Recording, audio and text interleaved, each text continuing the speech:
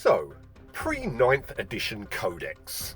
As I did my research into what worked well for a Tyranid swarm, of course, Hive Guard were up there with the Swarm Lord as the absolute go-to guys. I picked up a couple of boxes and they came with this awesome little sticker that made me laugh. First up, Assembly. This was actually a little awkward, and it became easier to just glue the arms together at about the right distance at the shoulders to meet the torso, and then just slot them into position and push the sockets into the torso pits. It's almost like you don't need to magnetize. You could probably just swap them out. You can either make Hive Guard or those chunky linebackers, the Tyrant Guard, with each box. If you go Hive Guard, as I did, there's not much in the way of war gear choices to make. Do you want the gun that is okay against vehicles? Or do you want the gun that lets you hide the guard from view and rain down relentless volleys of destruction all over the battlefield with no one being able to hide from it? Duh.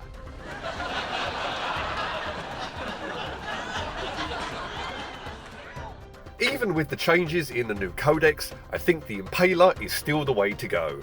But if you do have an opponent who runs a lot of vehicles, I think the shot cannon definitely looks a bit more attractive than it once did.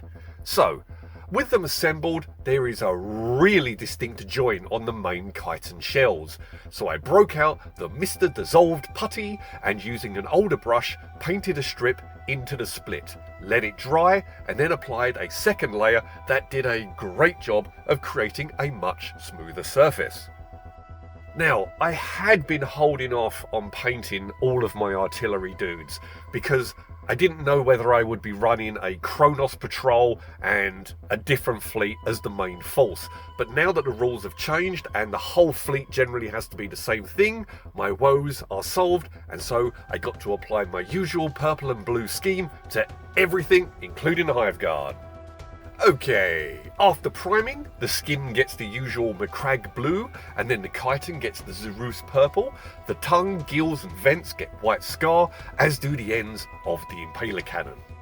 Nihilic oxide on the areas of white scar so that it settles into the troughs and leaves the raised areas lighter to give me my bioluminescent glow, and then a nice comprehensive layer of Nuln oil. Anyways, once the Nuln oil was dry, a steady dry brush of Imric Blue Dry to highlight the joints, and by painting the tail tip into a solid colour, you shed just enough paint to get the brush into perfect dry brush condition. Rather than waste paint dabbing on a tissue or other surface, getting it onto the model seems much less wasteful.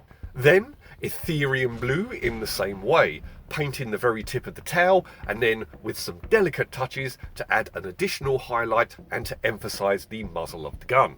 Then, some Genestealer Purple for the chitin plating highlights.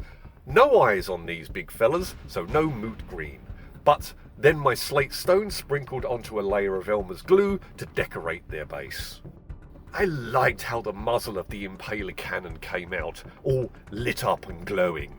So I'm definitely going to apply that for the same muzzle area for my Exocrine, but maybe work it further along so the whole end of the cannon is glowing. And finally, a spritz of varnish from every direction. Let them dry and give them a second protective coat applied from about a foot away. Since starting to play actual battles, I have really enjoyed the Hive Guard. Some people loved them, others hated them, some didn't bring them simply because they were so brutal, especially with the synaptic link buffs in the Octarius book, and yeah, in other games I have dropped down to just 3 of them, just to lower the devastation while keeping my opponent on their toes. My own preference was to place 3 warriors with the Hive Guard to keep them in synapse, to channel them +1 to hit with the bioweapon bond, and to rush out and intercept anyone trying to flank them as they lurk behind obscuring terrain and rain down their living ammunition onto the foe. I think that was the reason they are taking such a hit in the 9th edition Codex. The ignoring line of sight now needs a synapse as a spotter, they are losing a full foot of range and less hits and damage and AP, as well as becoming a lot more costly. I think with them being so compulsory for so long, Games Workshop was just sick of the sight of them and wanted them off the board for a while to give us a break, and so the points will probably come down in the future. But the rest of the army is getting a buff, so these guys aren't responsible for carrying the swarm and will get more diversity on the board. Because let's be honest, these were our hardest hitters, and with single-minded annihilation, they were just absolutely devastating. So we'll have to see what they are good for now. No longer stay put artillery. They've been made more durable and swift with some obsec abilities, so we'll be interested to try them out in this new role.